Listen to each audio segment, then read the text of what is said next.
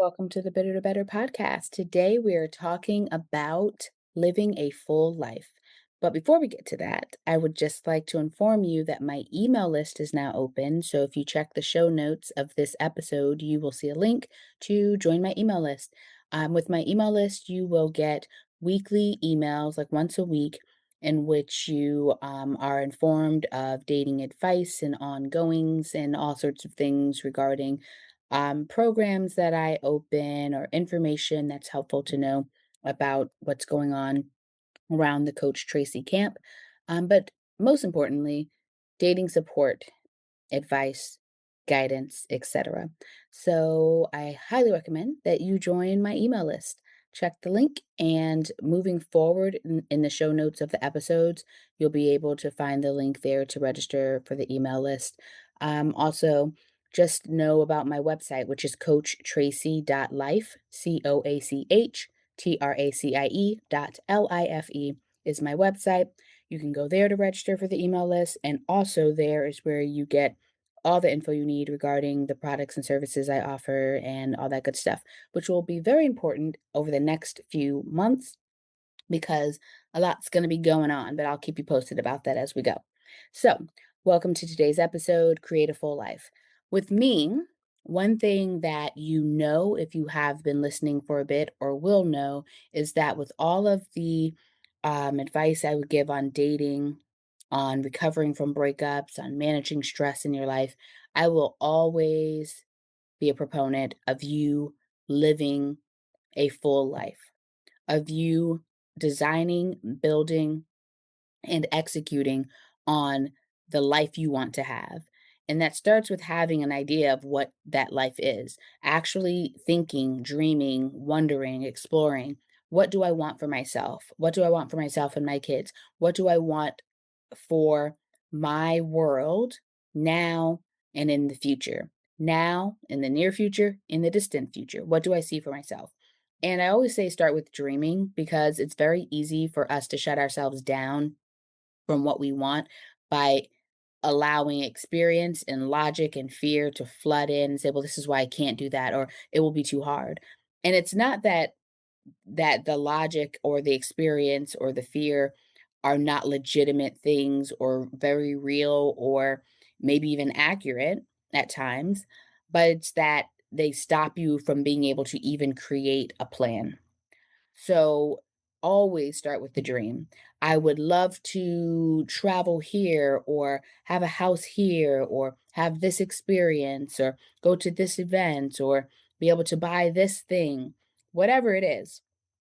Start with the dream, which is why, vision boards are great.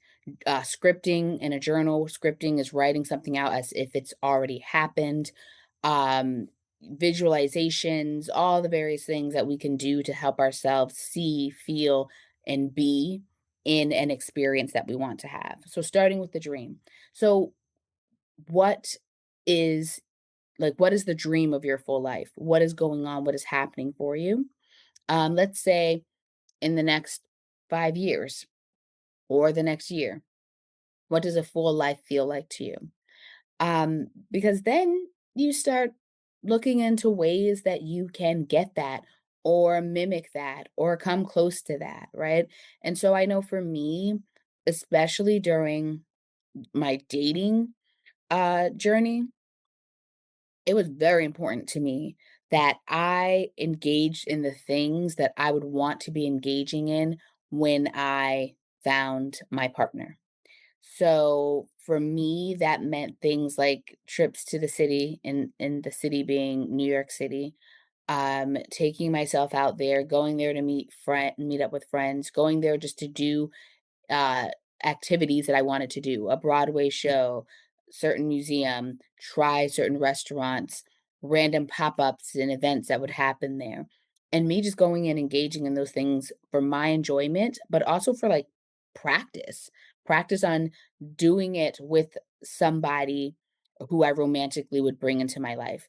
Um, One of the biggest examples of this for me was when I celebrated my birthday. Now that would be like 2 years ago. I very intentionally got a hotel for 2 nights and took myself out to New York City, and the parts of the city that I enjoyed, that I had wanted to visit, stayed in a hotel that I was very interested in staying in, and decided for my birthday, this is what I'm doing for myself. And I am so happy I did that. 1, because it was just fun to go and have those experiences, but 2, I felt like I very much leaned into an experience that I very much wanted to continue to have in my life, whether single or in a relationship with someone. And so with that, I really got to it's I've talked about this before on the chase the great date feeling, where like having an experience of a really good date like kind of automatically up levels your expectations and your standards and what you'll tolerate and won't tolerate and what you strive for when being dated. Same sort of thing happens with engaging in experiences that you enjoy when you're like, oh, feels really nice. Like I am really enjoying this experience or the feeling of this experience or the people who are around me in this experience or the environment or the things that I'm being exposed to due to this experience. That experience could be a really good meal at a restaurant. That experience could be a hotel you stay in. That experience could be somewhere you travel. That experience could be some activity or event that you were at. That experience could be engaging in some particular thing with certain people and it makes you feel good. But when you have those moments, it just kind of up levels your expectations for yourself in your life when it comes to enjoyable activities and things you want to be doing.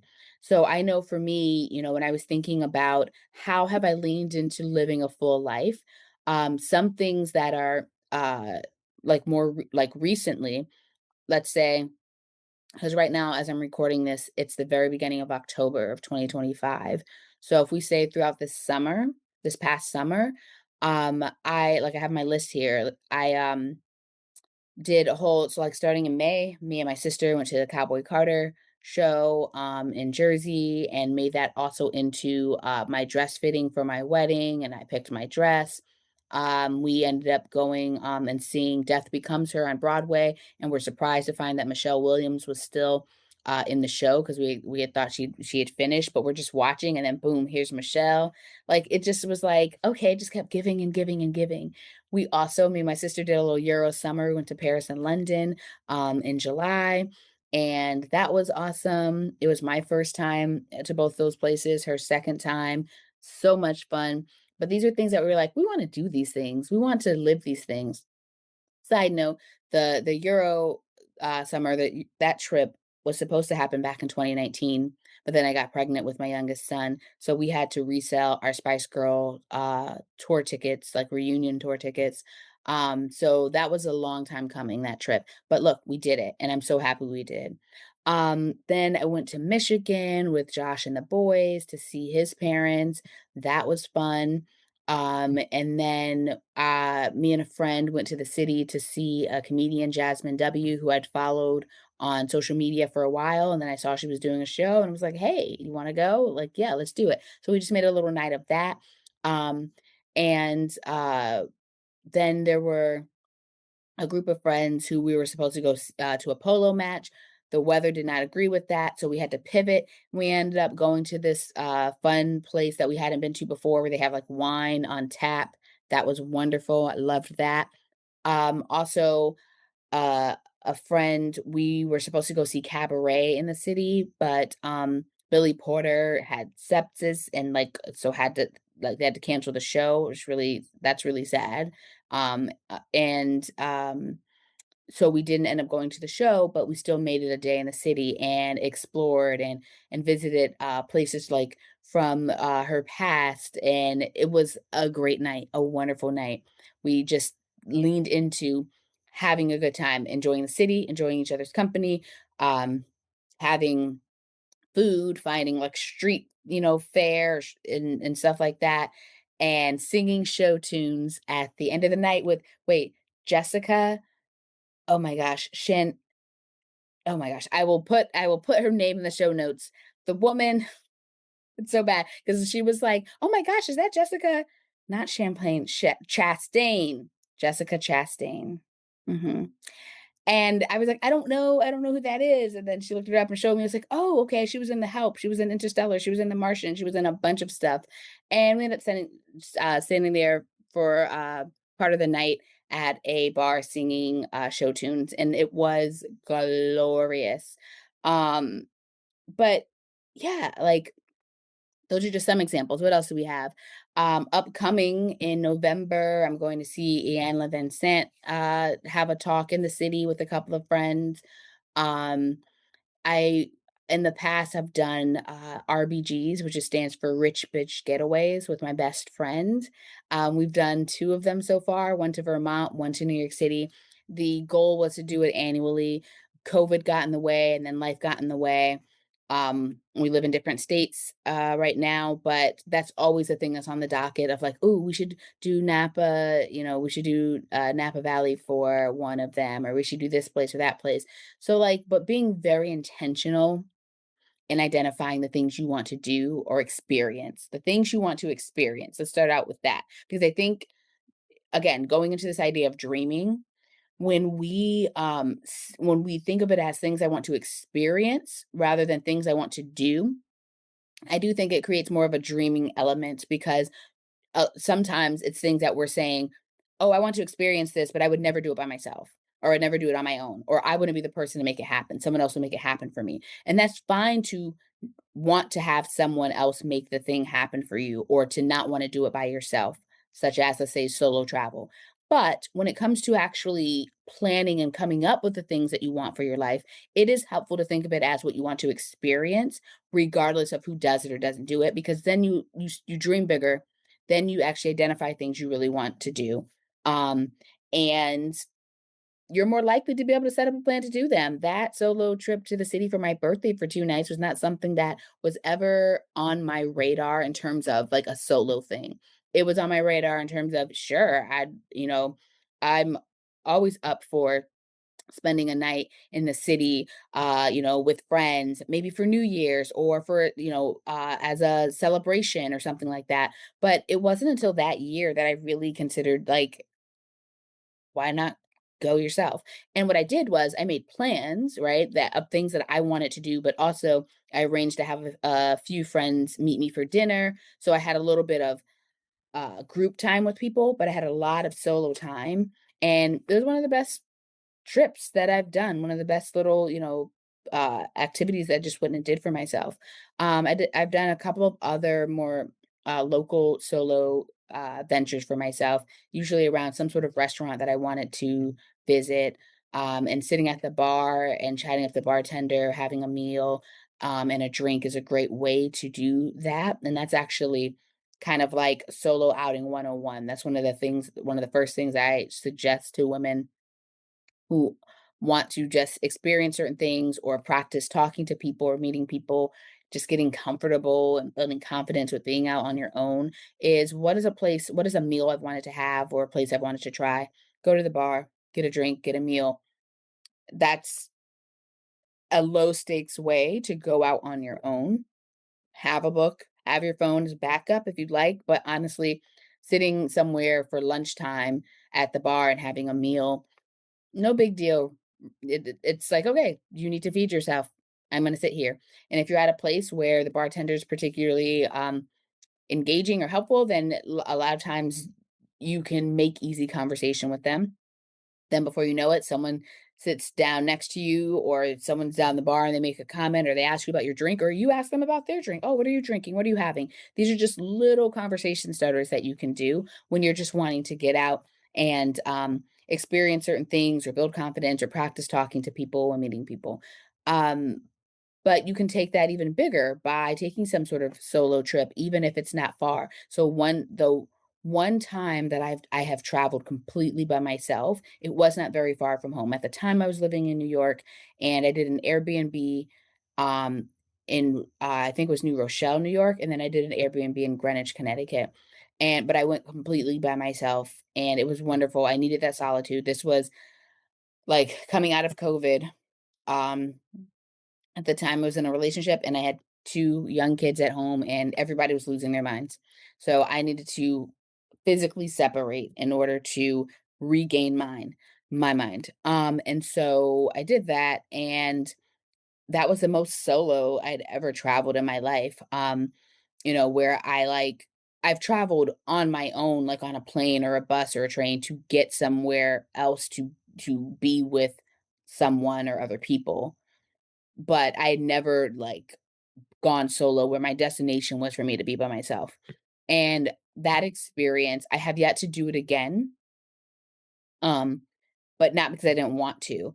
I just haven't gotten around to it because that experience uh really made for me like it I from that experience I decided that it was a good idea for me to for women to for mothers in particular to take some sort of solo getaway for themselves. Doesn't need to be far. It just needs to be physically removed from the household and from your family in order to get peace and solitude in a way that is often very difficult to do when you are amongst your people because everyone needs you all the time, right? That sort of thing. Or you make yourself needed all the time. Or there's a million and one things that you need to do around the house or want to do around the house or think you need to do right now around the house, even if it could wait. Guilty as charged. That being said, when you're physically removed from your environment, you can't do any of that stuff. So I am a big proponent of a solo getaway in the smallest and largest ways. Like it is such a mom luxury that shouldn't be a luxury. It should just be a given and a thing that, any of us, any people get to do for some period of time in order to rejuvenate, reflect, regain their sanity, come to terms with various things, have space and time and energy to think. I highly recommend, highly, highly recommend. Find an Airbnb not too far from you and go for a couple of nights just on your own. Highly recommend. So doing something like that is a part of my full life that I have lived and continue to live. But that is how I think of these things. And like even in small ways, like when I was single, and um I would like go to the beach with my boys or do little travel things with my boys and my mom. It was helpful like in those times, like having young kids, like trying to get away. I would have my mom with me. We'd go to Cape Cod or we'd go to Rhode Island. Um One time, me, my oldest, and my mom went to Jamaica, but, like, these are things that are, like, almost like a given for people to do when they're in a relationship, right? It's like, "Oh, let's all go on a family vacation. Let's go on a family trip. Let's all go do it together." What I am saying here is, as you are dating, as you are single, as you are going on this journey, create this full life for yourself. Create this full life for you and your kids. Think about and find the ways that you make it happen. Again, I was able to take my kids. I had my mom, and I'd be like, okay, like, let's do a little trip. But identify, like, okay, are there friends where we want to take our kids together? Are there friends, people who I trust where I can go away from on my own for a little bit? Are there times where it's something that where I can take just me and my kids, and it doesn't have to necessarily be like a trip. It could be here's a fun festival that I want to do. But it's being proactive, thinking ahead, looking at what exists out there, researching what may exist that you don't even know exists so that you can put it into that full life bucket, into that plan and that idea that you have of what you want your life to look like. And so this is just me coming in as a reminder, a periodic reminder that with all the dating stuff we're talking about and all the work you're putting into that, that you should always be aiming to live your full life, regardless of who is in your life. You are in your life. So for that reason alone, you want to be living your full life. So ask yourself what that looks like. What does a full life look like to me? Who's around me? Who am I engaging with? Where is my me time? Where is my group time? Where am I going? Where will I be? What's around me? What type of things do I have in my home, in my space, in my life? What's going on with my kids? How am I feeling in my body and my mind? I can go on and on and on. But asking yourselves these very deliberate questions so that you can intentionally identify, if I let myself dream, if I say what experiences do I want to have, you're able to identify what those things are and start doing a little research and exploring to figure out how you might do those things and incorporate them in your life. So that's all I have to say for today. Living your full life. Also remember, check the show notes to join my email list, and I will talk to you soon.